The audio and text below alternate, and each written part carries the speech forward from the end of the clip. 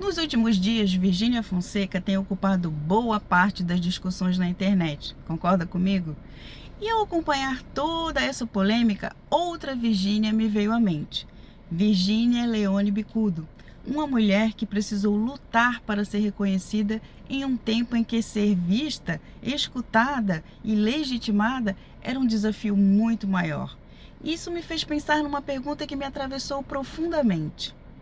O que significa para uma mulher ser vista em tempos tão diferentes?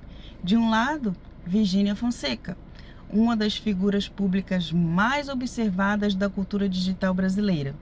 Do outro lado, Virgínia Leone Bicudo, uma pioneira da psicanálise no Brasil, cuja trajetória precisou vencer barreiras históricas para conquistar reconhecimento.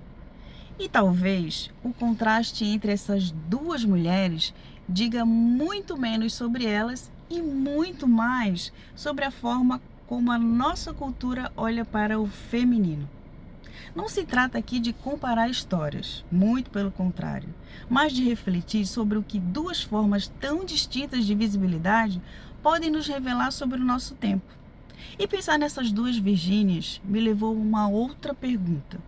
O que mudou na forma como o feminino é legitimado? Recentemente participei de uma sessão de cinema e psicanálise no CETEP que eu amo. Assistimos ao filme Virgínia e Adelaide, um filme que conta a trajetória de Virgínia Bicudo e seu encontro com Adelaide Koch, uma psicanalista alemã refugiada aqui no Brasil. Ao assistir aquela história, eu fui literalmente atravessada por reflexões profundas sobre escuta, reconhecimento e visibilidade. E dias depois, vendo toda essa discussão em torno da presença de Virgínia Fonseca na cobertura da Copa, essa conexão simplesmente se impôs. Freud foi filho do seu tempo. Ao mesmo tempo em que ele abriu espaço para escutar mulheres quando quase ninguém escutava, ele também estava atravessando pelos limites simbólicos daquela época. As mulheres que chegavam à clínica carregavam sintomas de um feminino silenciado. E isso nos lembra algo essencial. A psicanálise precisa continuar se atualizando para poder escutar as novas formas de sofrimento e subjetivação. Talvez o contraste entre essas duas mulheres revele algo muito profundo. Virgínia Bicudo pertenceu a um tempo em que mulheres precisavam lutar para serem vistas.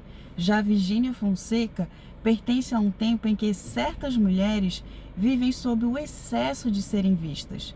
Uma enfrentou a invisibilidade, a outra talvez enfrente a impossibilidade de não ser observada. Se ontem havia mulheres tentando romper o silêncio, hoje talvez existam mulheres tentando sobreviver ao excesso de exposição. Virgínia Fonseca desperta fascínio e rejeição, porque encarna uma tensão muito contemporânea. Ela representa uma forma de ascensão baseada na atenção, na comunicação direta, na capacidade de mobilizar massas. E isso confronta uma lógica mais tradicional de reconhecimento, a do estudo, da formação, da legitimidade intelectual. É como se dois modelos se chocassem. De um lado o capital cultural, do outro o capital de atenção. E talvez boa parte do incômodo nasça exatamente dessa colisão. Existe ainda outro ponto fascinante. As pessoas acompanham seus relacionamentos, torcem por reconciliações, interpretam gestos, projetam futuros para os seus filhos. Cada filho já ocupa um lugar simbólico nessa narrativa coletiva. É como se milhões de pessoas acompanhassem uma novela em tempo real. Isso revela o quanto a intimidade hoje pode se transformar em território coletivo de investimento psíquico. Talvez a grande questão nem seja a Virgínia. Talvez a pergunta seja: por que precisamos investir tanto na vida do outro? Projetamos ali desejos, frustrações, idealizações, necessidade de continuidade.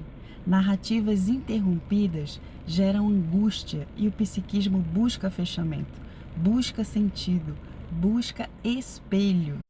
Talvez o verdadeiro contraste entre essas duas Virgínias nos convide a uma pergunta essencial. O que significa para uma mulher ser vista em cada tempo histórico? Porque talvez a questão nunca tenha sido apenas visibilidade, mas o modo como essa visibilidade é construída, consumida e legitimada. Pense com calma, sinta de verdade e, acima de tudo, conhece-te. Se essa reflexão fez sentido para você, inscreva-se no canal. Ainda temos muitas travessias psicanalíticas pela frente.